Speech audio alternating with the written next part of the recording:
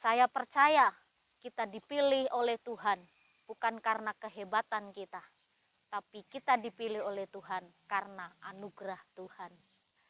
Sebelum kita merenungkan firman Tuhan, mari kita bersatu dalam doa. Bapa di sorga, terima kasih untuk segala berkat yang Kau berikan kepada kami. Kami bersyukur atas segala pilihan-Mu di dalam hidup kami, sehingga kami boleh menjadi orang-orang yang benar di hadapan Tuhan.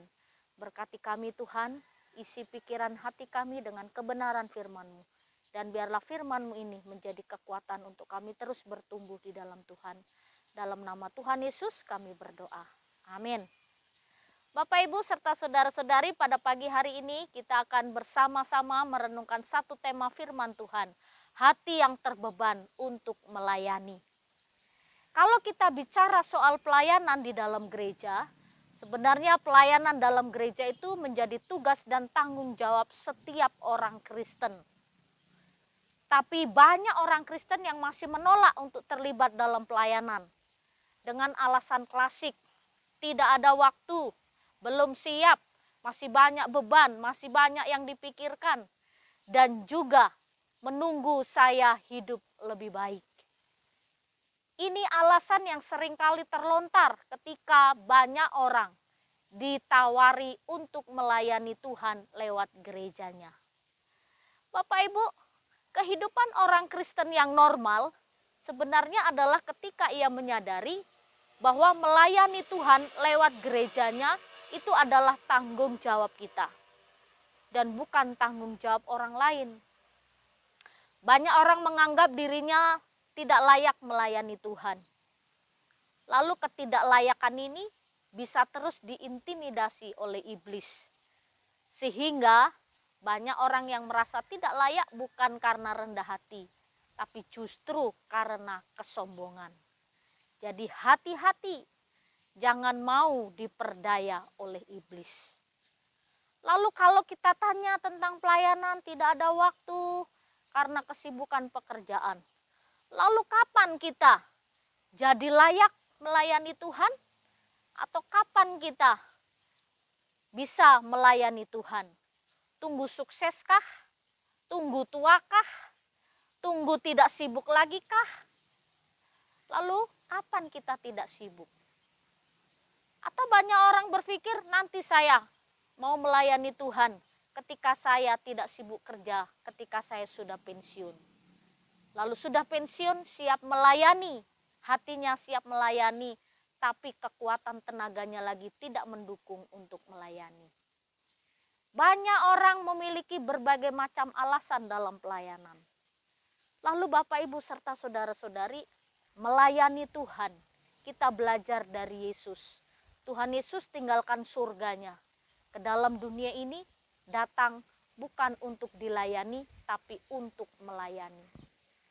Ketika dia di surga dilayani oleh para malaikat, tapi ke dalam dunia ini dia melayani kita. Ini satu prinsip kebenaran, bahwa hidup kita sebagai orang Kristen, kita harus melayani Tuhan.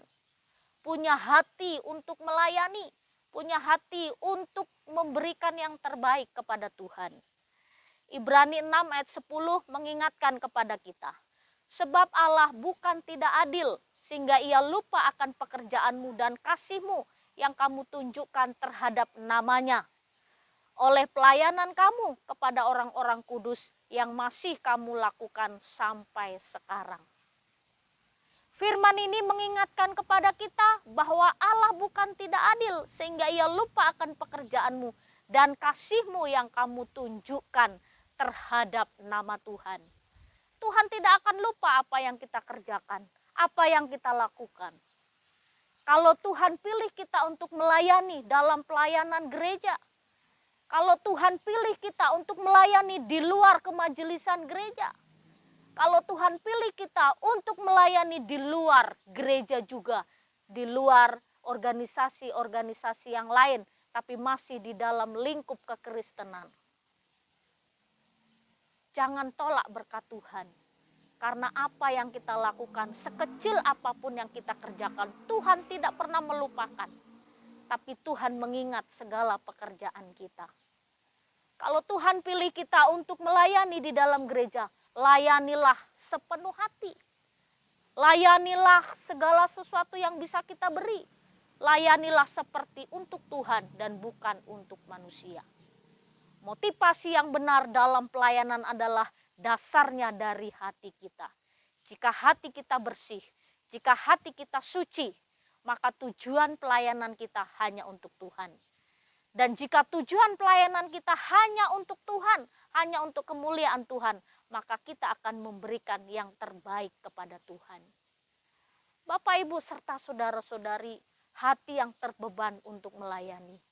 Hati yang terbeban untuk berjuang dalam pelayanan. Hati yang terbeban dan siap memberikan segala sesuatu. Uang kita, kekayaan kita, keberhasilan kita. Kita kembalikan untuk kemuliaan nama Tuhan. Percayalah, segala yang kita lakukan, segala yang kita kerjakan, Tuhan tidak pernah melupakan. Tapi Tuhan akan menambahkan berlipat kali ganda. Layanilah sesamamu dengan kasih Tuhan, karena Tuhan sudah melayani kita. Mari kita berdoa. Terima kasih untuk firman-Mu yang mengingatkan kepada kami, bahwa kami ditebus oleh Tuhan untuk melayani-Mu. Layakkan kami dalam pelayanan, meskipun banyak hal yang tidak layak, tapi biarlah ketidaklayakan kami Tuhan layakkan, supaya Tuhan sucikan, Tuhan kuduskan, hidup menjadi lebih baik. Terima kasih Bapa, dalam nama Tuhan Yesus kami berdoa. Amin. Selamat pagi, Tuhan Yesus. Melayani lebih sungguh. Melayani lebih